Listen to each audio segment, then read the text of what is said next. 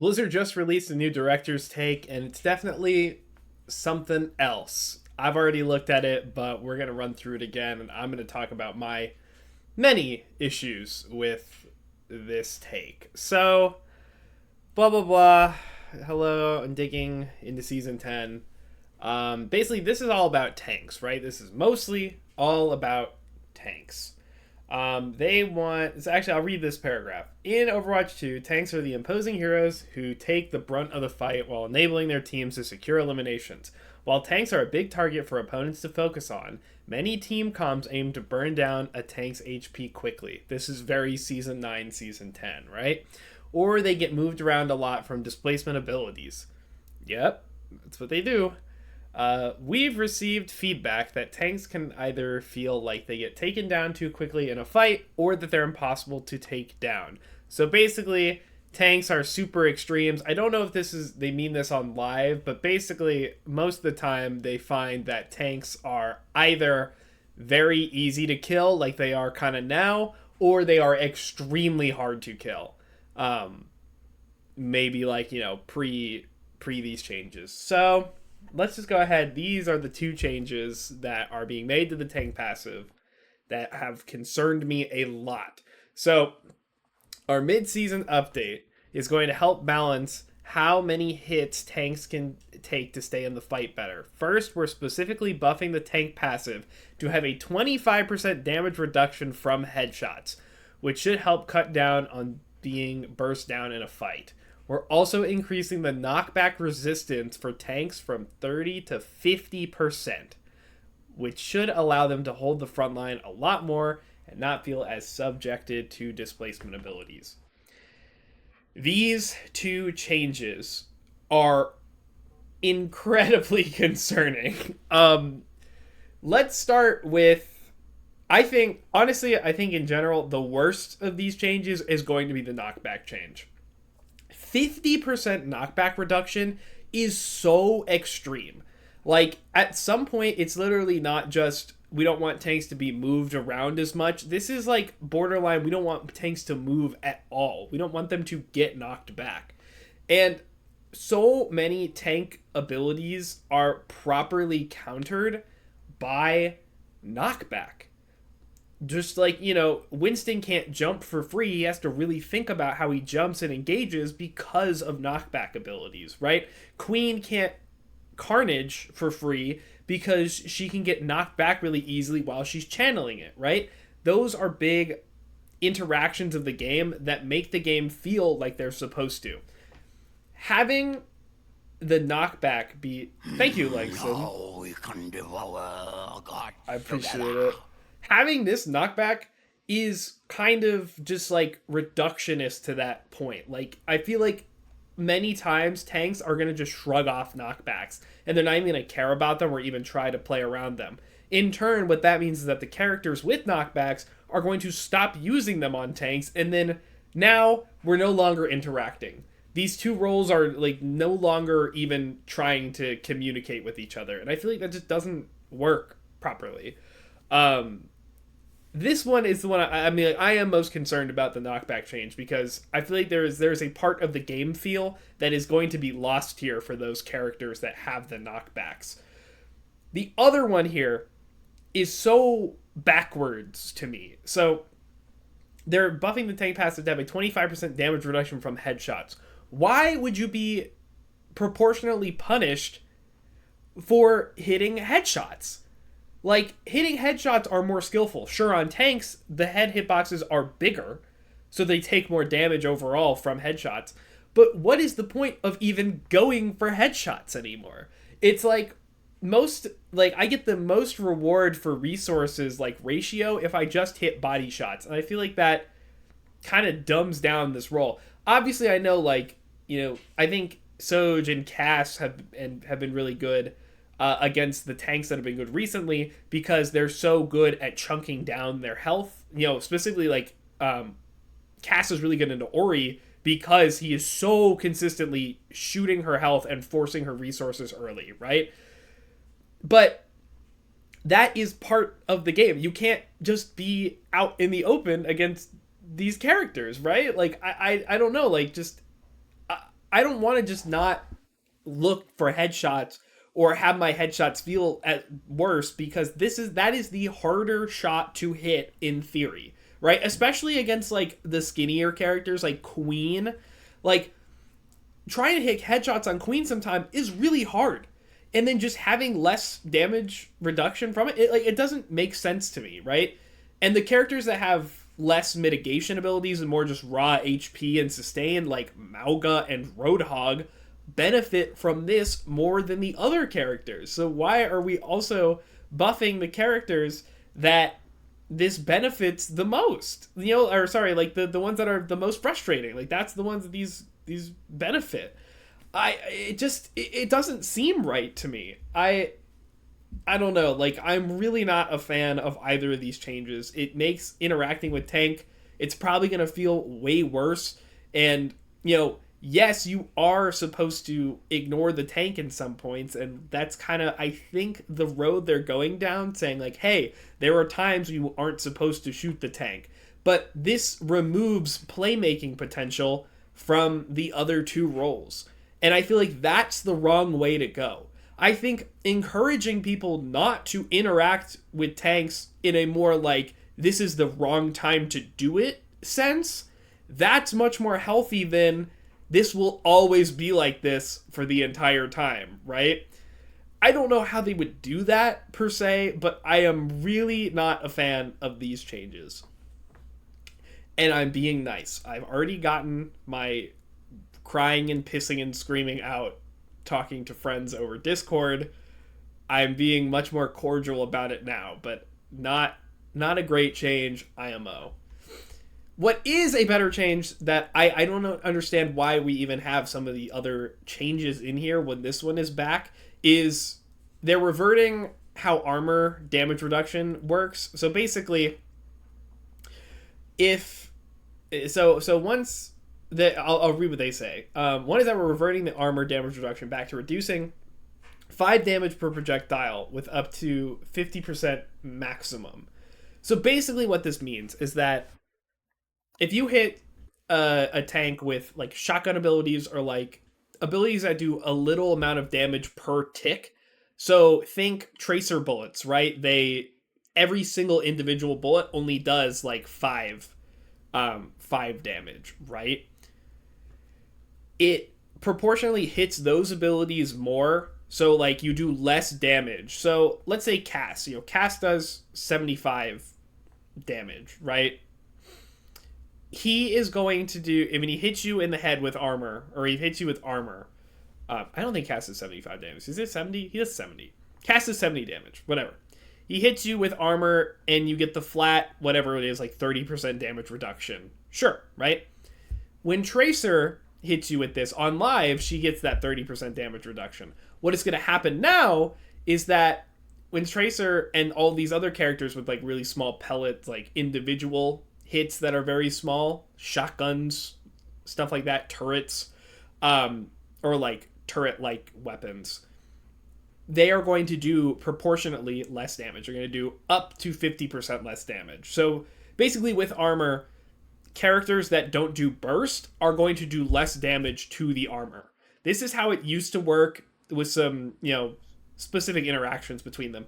But I think that this is a much healthier way to balance at least like tank busting, because that was a lot of the problem, is that it was so easy to pick characters that would invalidate the tank's experience. And even if that isn't like the correct option to do, and the tank can still technically counterplay around that, like if you play Winston, everybody just picks all the silly Winston counters. Well, the Winston player just has a bad time, even if they can play around it. Having this armor reduction, it helps alleviate some of that. And it makes certain characters like Mauga and Roadhog and, some other characters bad, or like worse against tanks and armor. So these big bulky characters can still exist, and these tank busters aren't as effective. So that is a much healthier way to do this, I think. And this also would, there's certain characters that are affected by this, like Tracer. Tracer is going to be affected by this. She's really strong It does a lot. Yeah, like right, indirect Winston buff because of his true damage. Oh wow, I didn't even consider that. That's a good catch. Um, yeah, no, that's actually great. So basically, the armor change, I like this. I liked how armor used to work. I liked that it had some depth to it about like how do we want to take down characters with armor, other than just flat damage reduction. I like this a lot. The other change that is probably pretty good is that HP recovery, basically since it was a flat rate, it proportionally affected like Tracer and other characters who had less health more than it did the tanks. The tanks would be sitting there and they would never get their health back. Now it's like you recover 10 health per second plus 5% of your maximum HP. TLDR, when you're out of combat, tanks get more health back while they're regenning. So it's just like quality of life. It's probably how it should have been when they implemented it in the first place. It's probably not going to matter that much, but I still think this is a positive change overall. And I think it ends up, like, math-wise, it is a slight nerf to Tracer, her regen outside of combat, which, like, very, very tiny, which is probably okay. You know, I think Tracer is a character that shouldn't be nerfed, but, like, something like this is so minuscule that I don't think it really matters. So, yeah. Also, Tracer indirectly nerfed by the armor change as well. These are also, I would, in my opinion, instead of nerfing Tracer directly, these like really these things that like kind of nerf very specific parts of her playstyle against certain comps and characters very smallly, right? To keep her in check a little bit and maybe open up new opportunities for other characters rather than her being the one definitive pick all. Much better way to balance that character than just straight up nerfing her. So these two changes I do like, and we'll have to see how they feel in the mid-season. But on paper, I'm liking this. The tank passive stuff, I am not liking. And then they talk about a couple of other things here. So Queen is getting a good, nice quality of life change where while she's channeling abilities like Carnage and Rampage, she can still shout. I think that's actually pretty good. Basically, you know, if you want to go in and you see your opportunity for a good Carnage, you don't have to like choose whether or not you're gonna wait to shout or do it beforehand, because sometimes you just don't know. You don't really have enough information. You're kind of taking a risk, and that's an ability that's way harder to take a risk on because it's so important to your kit. So I feel like this is going to be good. The cooldown getting reduced, I mean, like, watch out for Queen, right? Like, totally watch out for Queen. She does not get affected by the armor change because she doesn't have any armor. She has no shields, so she's going to be taking less damage to her head. So, let's watch out for Queen in the mid-season, like, legitimate threat. And Rampage is going to be harder, or Carnage, rather, is going to be harder to boot back. Like, Queen is going to eat alive this patch. She'll be less effective against armor with her shotgun, sure, but like we gotta watch out because this is a lot of stuff that helps Queen out significantly. With Wrecking Ball, we're seeing some creative play with the changes to his grappling claw. However, his ability to contribute to the fight is getting a small buff. The impact damage from a full charge swing using grappling claw is getting increased from 50 to 60, so Fireball does more damage, sure. I think this is a net buff, even after like taking into account the HP changes. Pile Driver is increasing the enemy movement lockout from 0.5 to 0.75. Basically, people are going to be stuck, suspended in the air longer without being able to move out of it.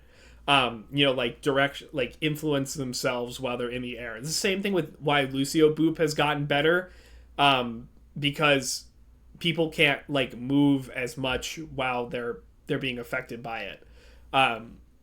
I would definitely watch out for that just in case. I don't know how good Ball will be. He's going to get a lot out of the armor changes. It's going to be much harder for Tracer to keep him in check. And he gets a lot out of the knockback changes. So, I mean, like, Ball is probably going, like, he's also feasting with these kind of changes. I wonder if Lucio can even affect it. I don't think so. I don't think so. That's why I really don't like the knockback changes, because I feel like Carnage is just going to be like a free hit button every time now. Anyways, finally, Minefield will be a little more threatening. Explosion damage going up and knockback increase. Dude, the knockback increasing off of Minefield, this is just going to like ping pong people like to death. You get hit by one mine, you're just going to get ping ponged into the rest of them. I hate Minefield. I hate this ability so much. I cannot stand to keep watching them buff it when it's just like it has no skill. It's just it's one of those things where you place it down, you forget about it, you literally can die and come back to the fight and your minds will still be there. It's like, I wish Wrecking Ball had a much more interesting ult to play with. I miss years ago when the mines used to stick to any surface. So if you were to mines like by a ceiling or by walls, the mines some of them would get stuck on the wall. I miss this because it meant that Ball couldn't just throw mines wherever he wanted. And it meant that you could do things with mines, like you throw them by a wall and then you could knock back people up into a mine, but that's really situational and it's like a positioning diff. I kind of like that. And I also hate mines, but like mines are just really boring and just, I don't even think they're very strong. They're just boring. And they just keep getting buffed. And I hate seeing this. But whatever, we'll just have to see how this goes. It's hard to see like how an individual balance change like these will go when some big system things are happening in the meantime. So we'll have to see. Additional changes coming this mid-season include some light buffs for Junkrat, Echo, and Hanzo. But they'll talk about those later. Okay, so Junkrat and Hanzo feel like nothing, like shadow versions of themselves right now. I don't know if I want to buff them per se, but they definitely need some help. Hanzo in particular, like Junkrat, I take or leave Junkrat. Hanzo needs some help. He needs to have something to do. Not the one shot. Let's keep the one shot away. But he needs to have a little something. Echo getting a buff? Why? That character is quite good right now. I hope this is quality of life and it's not really like a real substantial buff. I'm sure there's some things you could change with Echo. She's one of those like buggier heroes, just like how duplicate works. But yeah, I don't know. So, that's it. Thank you guys for watching. Please let me know what you guys think down in the comments. And if you like this video and this analysis, give me a nice thumbs up, subscribe, any of that good YouTube stuff. It really does help me out. I did film this live at twitch.tv/LaneHemingway. If you want to join in on the conversation live, I do a discussion every time I'm live, a couple times a week. So if you like this, please, again, do all that good stuff, and I'll see you on the next one. Thank you.